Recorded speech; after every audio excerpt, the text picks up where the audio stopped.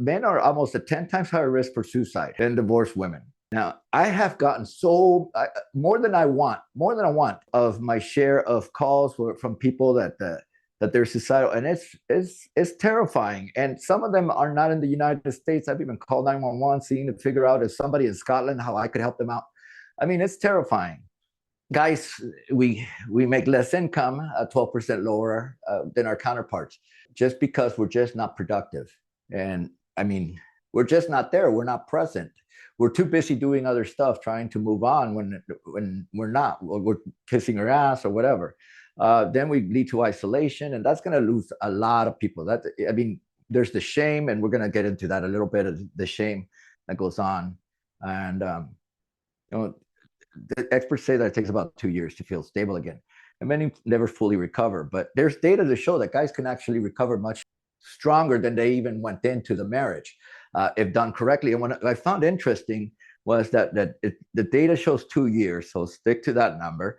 And also post-divorce special cases such as high-paying jobs, which I've noticed in other people, few financial burden or remarried. I don't study remarried men, but I could only imagine. So a lot of guys will say like, hey, you know what? I'm not remarrying. And unless that's a financial reason, that's fair enough. But I don't think that that's a reason not to get remarried. I did a study, the Quality of Life Study, and it began back in 2021, right? November 2021. So it was going for a while. And the purpose is to determine if it is time. How long does it take for a guy to recover? And if time does heal our wounds. And I looked at different aspects of different guys at different areas of their divorce. So I wanted to determine the quality of life of men that are going through separation at in different parts of their lifestyle, such as time separated, dating status, father-child relationship. Does that enhance it? How much does it enhance it? How they feel about themselves, their living arrangements. Are they cohabiting, or are they homeless, or did they just pick up and buy their own house? How they feel about their separation, have they accepted? And success in dating. And I measured the endpoint was quality of life measured in percent points. So just to give you guys an idea, every study has an endpoint. That's what we want to measure. So if we want to do a study that says, hey, we're going to look at how much men run the mile faster than women, let's just say, okay? The endpoint would be time in seconds. That's the endpoint. That's what's being measured. So just to give you guys an idea, and this is what showed. 717 participants. Many of it were you guys. And it was here's the age distribution of the participants. The participants. And as you guys could see, most of them were 36 to 45. And the average age was 39. And obviously the time separated, you could see that most of the guys, they were over 30%. They were very motivated, the early guys. And you could see, like, after 2 years, they're not as motivated as much to be participating. They moved on, most likely. So here's what the results show. All the guys, after all these questions on a quality of life, they scored 61. That's the average score of all of them.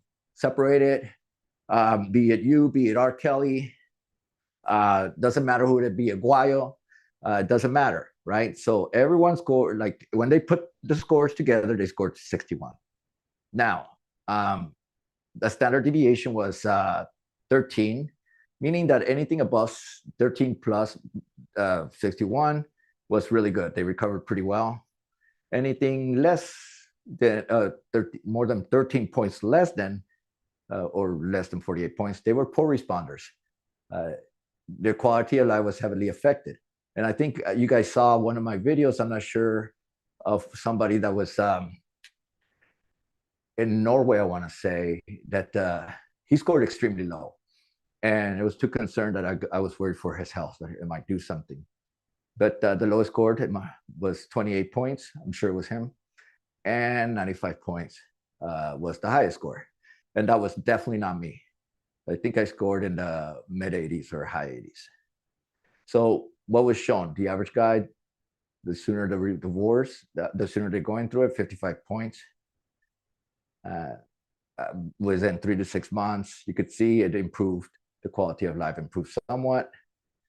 somewhat more, 64 points, 67 points after 1 year. So they're almost establishing the process. And after 2 years, you could see, took about 2 years. Remember, we began this talking about 2 years, what the specialist said, takes about 2 years to get over. That's what we're seeing in the same study, that it takes about 2 years to get over a divorce, or at least to get over that pain that is going over it. So, but what most guys saw, and what I see a lot of guys, and I'm sure you guys are seeing this, is hardest part of divorce, finding out their purpose, loneliness, and that they won't have their children. That was a big part of the divorce. That's what guys are having a hard time coming up with. The loneliness and the purpose. And this is especially true if it's a circumstance where somebody's introverted, because I could almost say with 80% analysis that probability that if they say that it's if they're lonely, that they tend to be introverted. Start dating again wasn't a big deal. Low self-esteem was not as big as I expected. Wish they could go back home. Those guys tend to score the lowest, the guys that wish that they can go back home. Just FYI. So briefly, what do the results go? Because we'll go through this quick, because then we're going to get into the meat, what's important for you. So we looked at age. We looked at the type of exercise, if they exercised or not, cohabiting, father-child relationship. We already addressed that. Self-love, therapy. If they were dating, what much was it going? How much money were these cats making? If they took coaching, so not only if they did therapy, but also if they did coaching, and how well where they were at, if they accepted or embraced it. I'm curious. Of course, we looked at this type split. Anybody want to guess what they feel as the #1 benefit? Like the younger, they recover best. Exercise was the strongest. Cohabiting. Anybody want to guess which one of these ones showed? Because you push it so much, I'm going to say dating. And dating. Okay. Who else? Exercise. Okay. Anything else? Right. Well, father-child relationship, obviously, that kind of goes without saying. Well, we'll see. Actually, what was interesting is the results were surprising to me. Remember, 13 points was a standard deviation. And of note, this study was not meant to show any kind of significance. I didn't power it for that. In other words, I can't claim if it was repeatable. What I can say, there's a very good practical significance. In other words, it's important in your life. So I don't care if it's a 1-point difference, and if it's repeated, that you could get, that it's probably going to be 1-point difference again. This is telling you the shit works, that it's important. So gray divorce that I'm seeing a lot of is not as, the guys who actually got 55 and more, it wasn't so, they actually did just as good, if not better than the younger cats. As far as those guys that are cohabiting, 55, so you could see a delta of 12 points. It starts getting a little more. That surprised me, because I've always been like, try to get the fuck out of the house, because my personal experience, it sucked. That said, most guys, as you guys can see, it was 12 points. It wasn't the standard deviation difference. But I want to point this out, because this is key. Most guys, we have the stereotype of us being the guys that move out of the house. And I even did a thing like, she moves out, and somebody made a comment on a video. In what world do you live in that the female will lose out? Because really, that's a stereotype. And these are in surveys that I've given, 53% of the time it's the female that moves out. And it stands to reason, because oftentimes the guy tends to be the homeowner, or they're both homeowners, but the guy could afford it more. Out of curiosity, Tom, I already know the answer. Who moved out? My wife moved out. Mm-hmm. Let's see. Guayo? Is he on? He's not on. Wife moved out. Wife moved out. Yeah. So R. Kelly, I already know your answer. Who moved out? I'm still cohabitating, but I'm trying to get the house purchased so she can move her ass out. But she did move out of the master because they kicked her out of it. If you were going to say it right, you should move her fat ass out. Oh, damn. The kids are upstairs. Oh, okay. So you guys can see, statistically speaking, it's looking, it is that way. I mean, Had, what do you want to say? I already know your answer too, of course. Yeah, I moved out. Yeah, I moved out. So you guys can see. Did I miss anyone? Tom, anyone that is in the team that I missed? Tom. All right, maybe not. So how about counseling? Now, granted, this is an immediate amount, right? And counseling is more long-term. So let's put it that way. Counseling is more long-term, but you could see that counseling was not really any kind of much benefit, but understandably, these are guys who are just in the crisis mode taking this test, right? So I understand because that's a long-term game.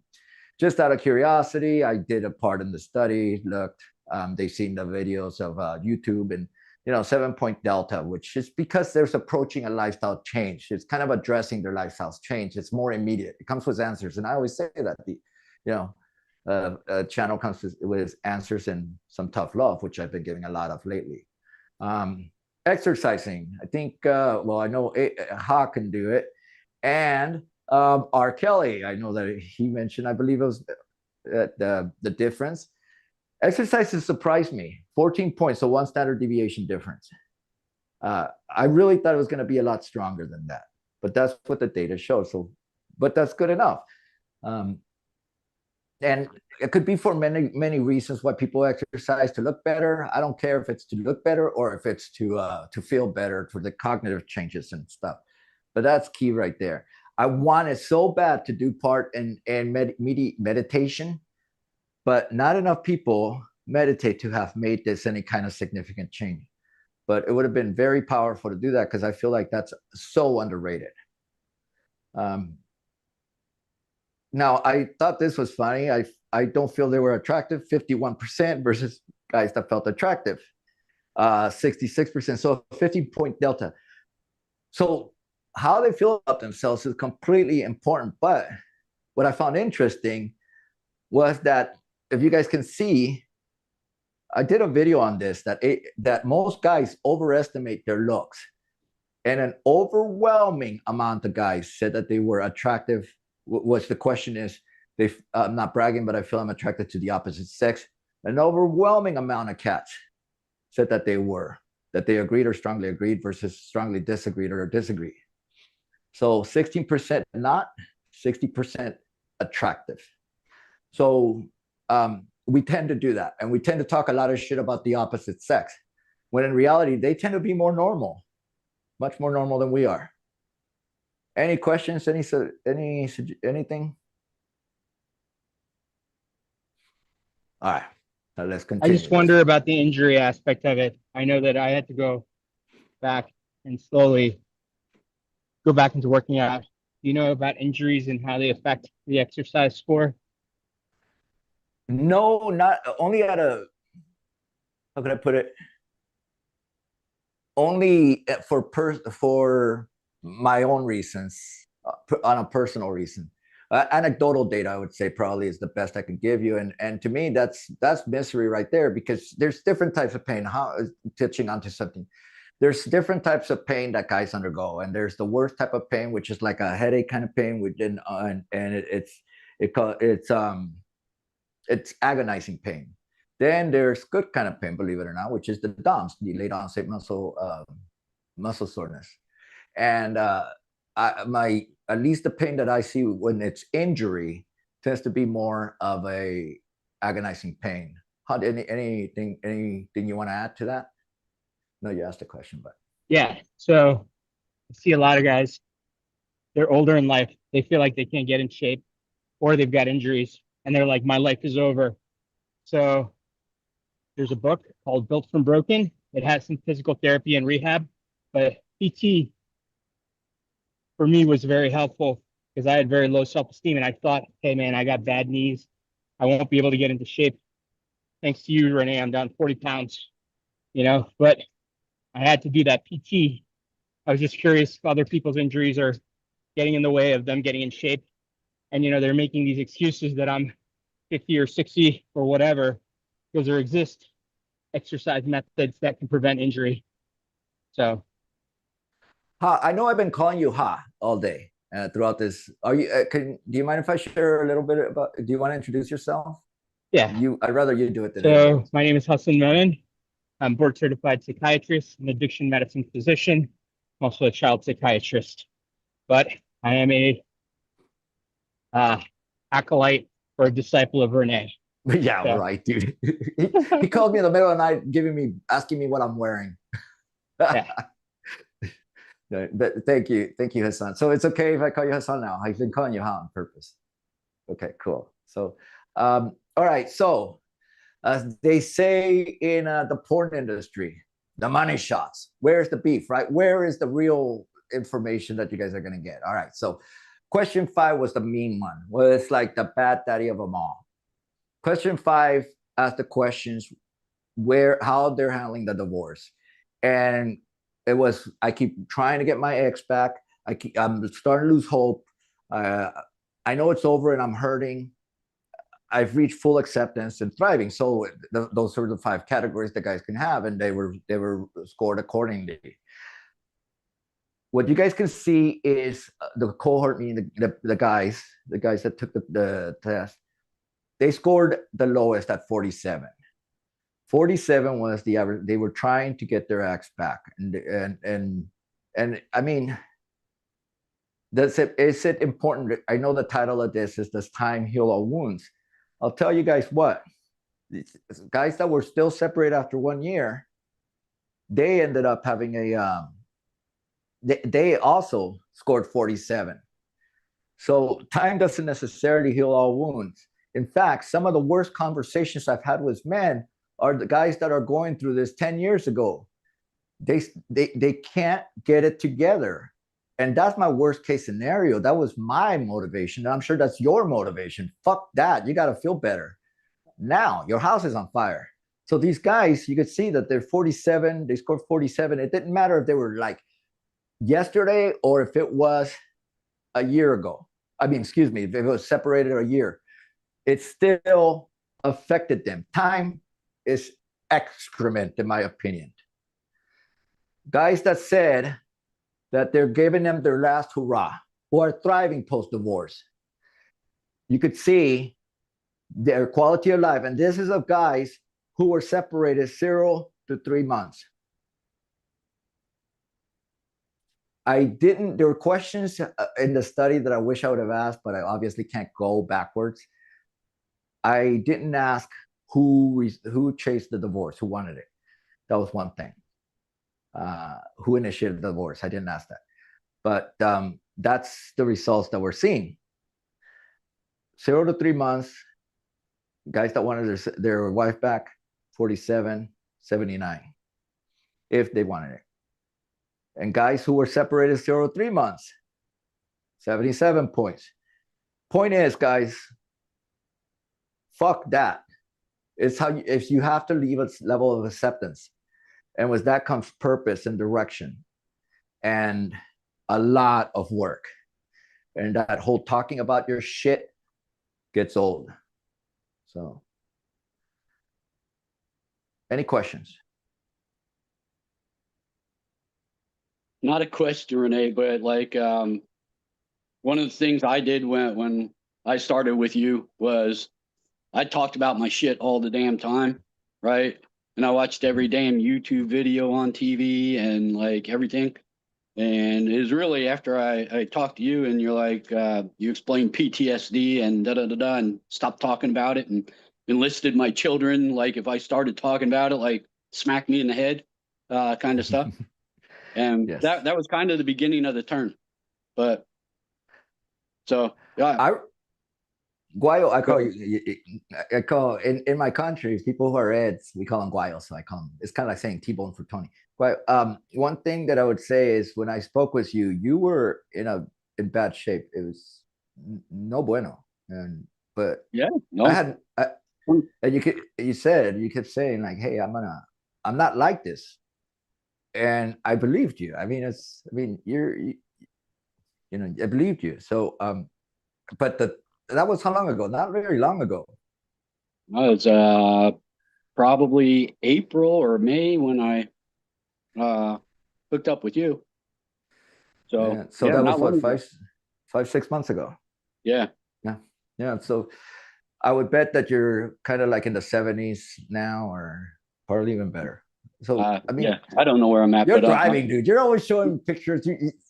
One of the things he's done is he completely reinvented himself. He sends me pictures of him going out with like his buddies, and he's the best dressed guy in the room. And it's kind of cool because they laugh at him, but he's like, hey, you know what? I look good. I know.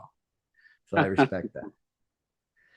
So children-father relationship was brought up. Okay, so this is freaking so important because a lot of guys say stay for the kids. Look at what happens. This is if the relationship with the kids got worse, men scored 56. If the relationship with the kid got better, the kids got better, they scored 66, 10-point difference.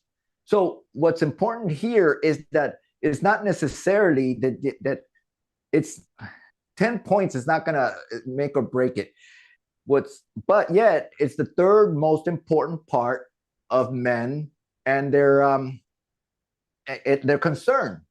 If they have children that are just prepubescent, it tends to be stronger, which is understandable. And a lot of guys say, I'm going to stay for the kids. And I call bullshit.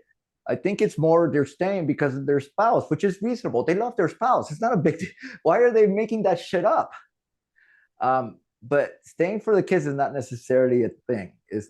But let's go further. Now, guys, this was what I asked about the men. Boom, boom, boom. Look, if my relationship with my kids improved, all of the guys, and you guys could see that most guys said they neither agreed nor disagreed. A few guys agreed, a few guys strongly agreed, but less disagreed. And when I talk to guys and they have children that are like adolescent or younger, I almost want to congratulate how the relationship is going to prove with their kids, because it's amazing how strong the father-child relationship is. It's something to be envied, because you get to be your type of dad, and that's key. So you guys could see 18% worse, 47, but a lot of unknowns. So, and to be honest, I didn't know where I would have been a year into it. I probably would have said got worse. So I wanted to see long term. After 1 year, how was the relationship? I know for me it was better, and I could almost assure you guys that yours will get better, especially because you're highly motivated men trying to improve your life. It got a lot less. So 20% worse, 58 better, compared to 18% worse, 47. So not much, but you could see that it was more divided. Now, here's where it gets interesting. All right. Men who scored the lowest in the quality of life, in other words, the 47 points, the guys that were trying and dreading and begging for their spouse back, look at how much they scored as far as their kids not having a good relationship with their parents. The father-child relationship. It got worse by a lot. That's key right there. If you guys the guys that are thriving after 1 year, look at that. I mean, talk about reversal of everything. So when guys start talking about alienation, there are cases of alienation, and I've had a few of them, but they're not like we expect. Is that we haven't accepted the relationship, and I've seen it over and over. It's a phenomenon. Like one of my dear friends, good husband, good father. He took his child. He adopted the baby mama, the mother, the child from another dad, and he was, when he told me he was getting divorced before I was doing this, I couldn't believe it. So what's going on? What's going on? Well, it turns out he wasn't handling the divorce well either. Point is, you got to get your shit together, guys. Bottom line, you want to thrive, you want a good relationship with your kids, You got to get your shit together. That whole thing of like, oh, I'm doing this for the kids. That's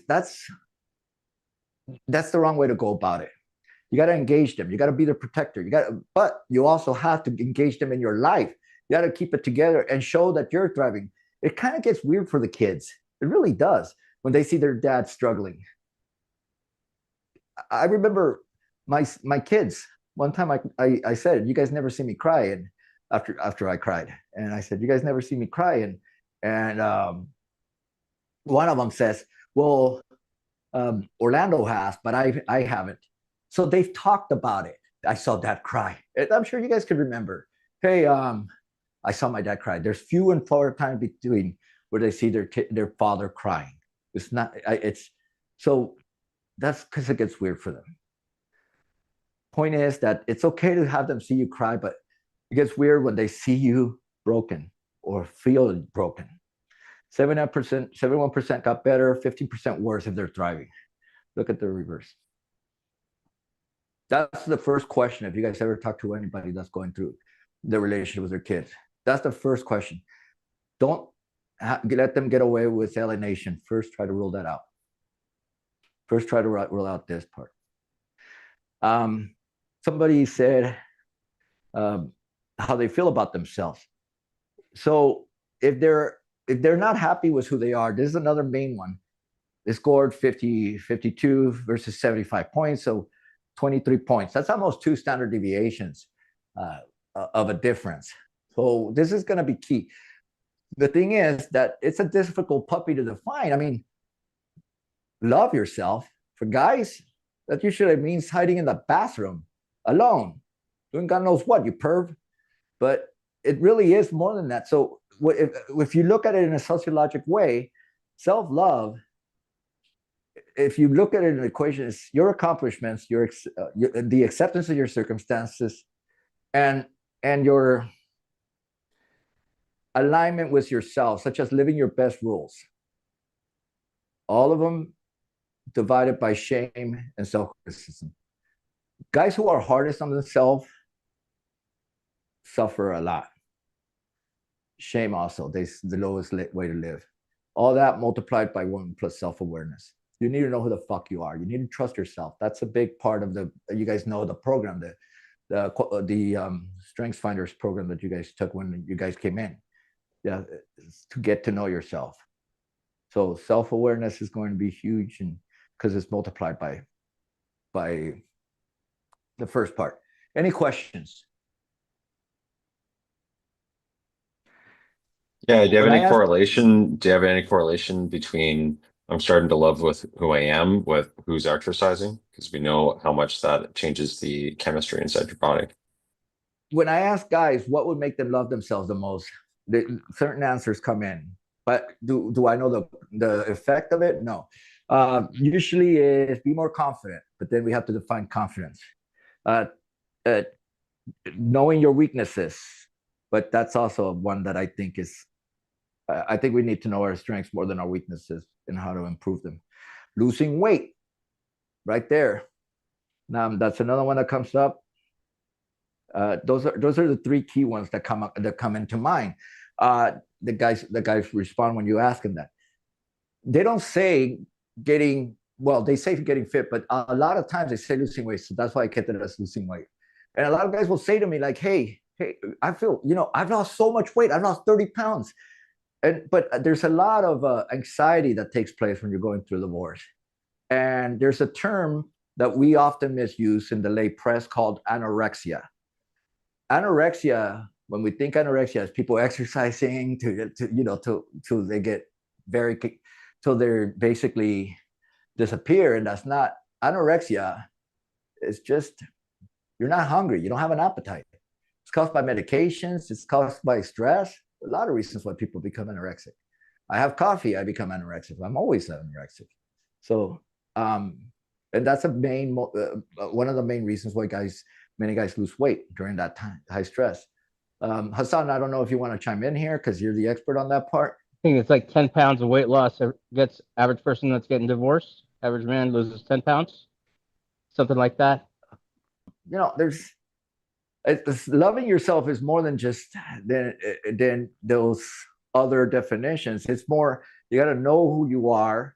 You got to be aligned with, you got to accept your circumstances, as I was saying. I mean, it's almost like pretty much what we've been discussing for self-love. Income.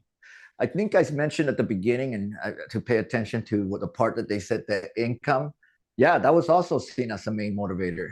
Income was shown here to increase the amount. Yeah, bringing that again. PubMed research shows that men can actually improve standard of living if they kept high-paying jobs, have fewer financial burdens, or remarried. 56 versus 23, and these are guys who grows 30 to 50% less versus 30 to 50% more. So it's stressful. I mean, and it all has to do with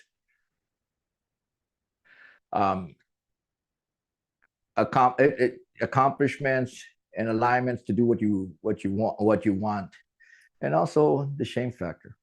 So obviously lower shame. This is the average guy. Okay, this is the average guy that scored, not clients. They're 50% less monthly. You guys can see. The men's divorce coaching clients, you guys can see not one less than 50%, not one less than 30%. Well, only 11% or scored less than 30%, but most of them either grows the same or increase more.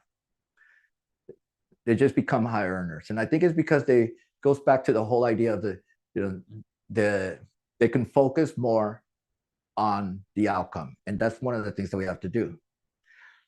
Dating came up. I know that that has been addressed. Dating, men that do not date scored 56 versus 66. So it's only a 10-point difference when it comes to dating. And guys were given 1 of 5. If you guys probably remember these questions if you took it. The worst, sucks. So it was graded. Haven't made up my mind, getting a couple of good dates here and there. I'm killing it on the field. I'm killing it.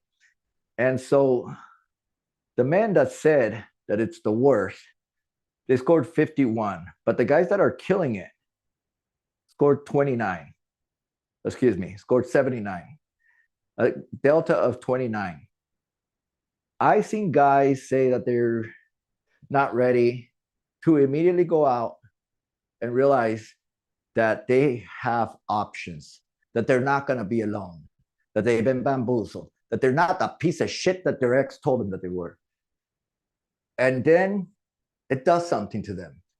Now, let's define dating. It's a casual relationship, not the long term. I think that could cause pain, but I define it that way when the guys took the test.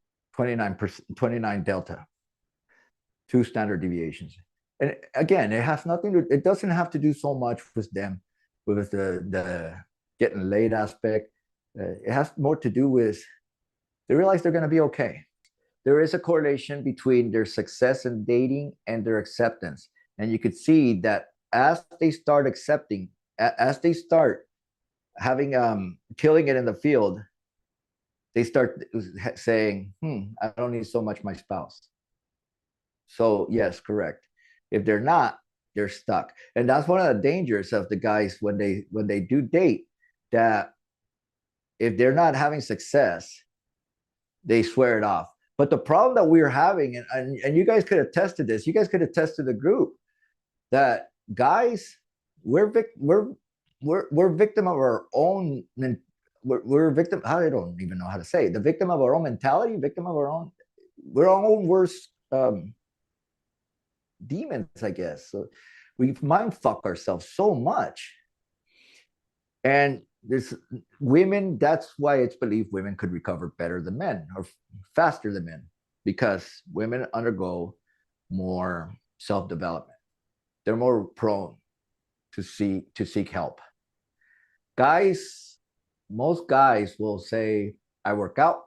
Most guys will say, I take a vacation, I read books. That's what they say. Women will go dancing, dress different, meet new people. And girls, guys, it doesn't matter. They realize that they need to live. Go on. Can I get a whiteboard? I think I can answer this. All right, never mind.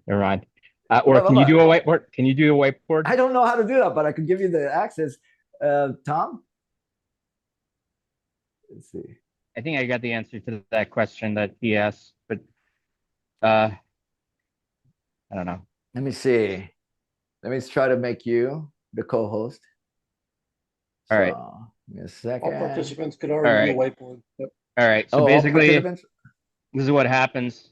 You have you, you have your self-esteem, right? Hold on, sorry. How do I turn this off? You have your self-esteem, right?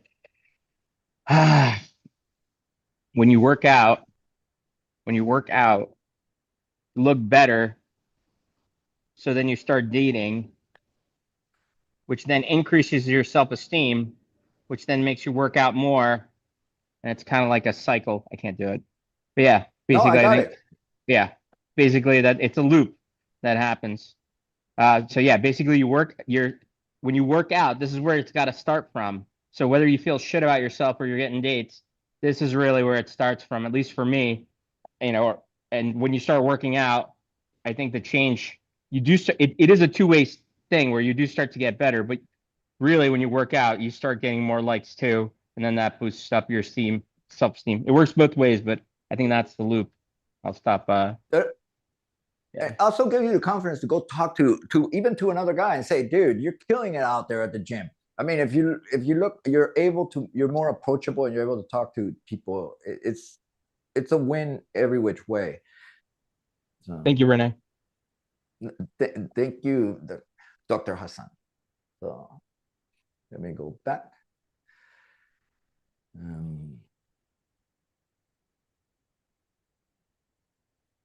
All right, so you guys can see that guys that are killing it out in the field, there's a reason for that, but it's also because they learn new skills. It's not necessarily that it comes down to to just the dating as a whole. It's because they're busier, they're doing more things. Guay, are you on? I wanted to ask Guay because he has a story. Yeah, I'm here. Anything you want to add about this? For dating, for me, I can absolutely say that was the biggest factor in my getting myself back to my mental, well, however you want to say it, my path back was going out and date. And my first couple of dates were complete crap. But I was out on dates. And I think listening to you, right, and my daughter sits in, as you know, like when I'm doing calls, my daughter will be here. Yeah. And she gets a kick out of our conversations. But when you're like, be a man, and I found it's almost anti everything I am, like how I've always dated in my entire life, right?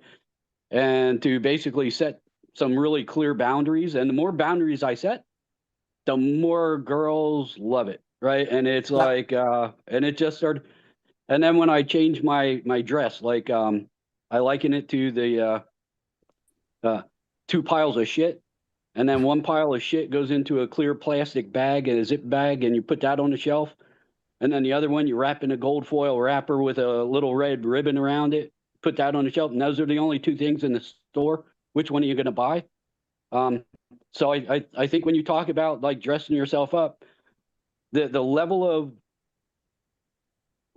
however you want to, it sounds sexist. The level of women, just by changing the dress, right? It's still the same pile of shit underneath, right? But all of a sudden it was bing, bing, bing, bing. And I mean, talking high quality women. And yes. it just really started changing everything. And I think I have no idea about these algorithms and stuff, but once you start getting the better likes, it just seems to like just build on itself.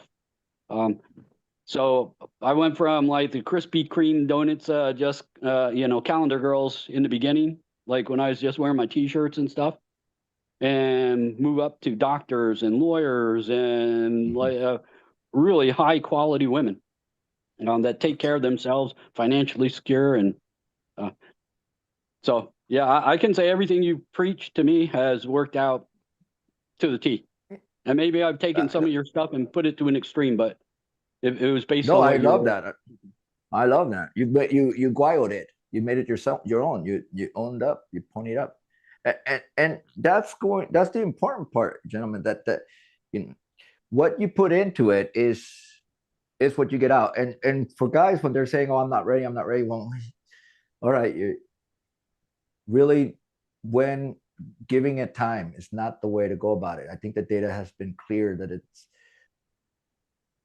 it's not necessarily going to answer your question. But yeah, there's 2 standard deviations. So guys that are in the team, just to let you know, so I said 61 was the average, right? 61 was the average. Guys, so when I split them up, the guys that are in it, the guys that are not, it went down because the guys that are in it lifted them up. So you could see the client. This is in 3 to 6 fucking months, dude. 3 to 6 months after signing up. So I cannot say how long they've been separated. I can only say after signing up. So you guys can see the drastic change. 2 standard deviation, 3 to 6 months. Because they got their shit together at this point. So a discussion, the QoL SALAD, that's what the name of the study is, quality of life survey, about life after divorce. Data that has to do with, it's funny, medical data. They try to make a funny, kind of like something that catchy. So I was trying to fix it and what to name it. The QoL SALAD, quality of life survey about life after divorce. Start thinking differently about your grief. Time isn't the best predictor. So I started to question, what is the most? Acceptance. And how do you reach acceptance? By focusing on other aspects of your life. Get to know yourself, have direction. That's how you reach acceptance. Once you get that, everything else is kind of like left over because you're so busy. The goal is not to give it time. The goal is not even to like, let me just get back to square one. You have to somehow warp yourself into moving ahead. And the best way to do it is to start embracing your circumstances. Imagine if you stop I don't fighting. think without you, I wouldn't have done that.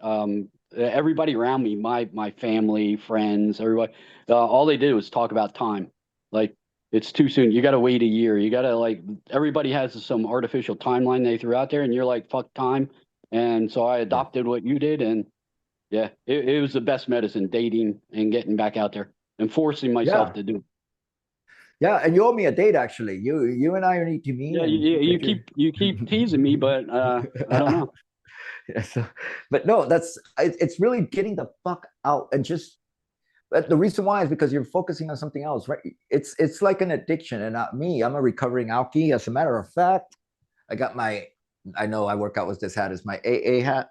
Boom, and it's like an addiction. That's what it is. And when you're trying to get rid of an addiction, you have to focus on other shit and find direction on something else. And a lot of it is boredom. It's a lot, but you guys can see, you start embracing. I know, Guayo, you told me like, dude, I can't believe I fucking waited this long. Yeah.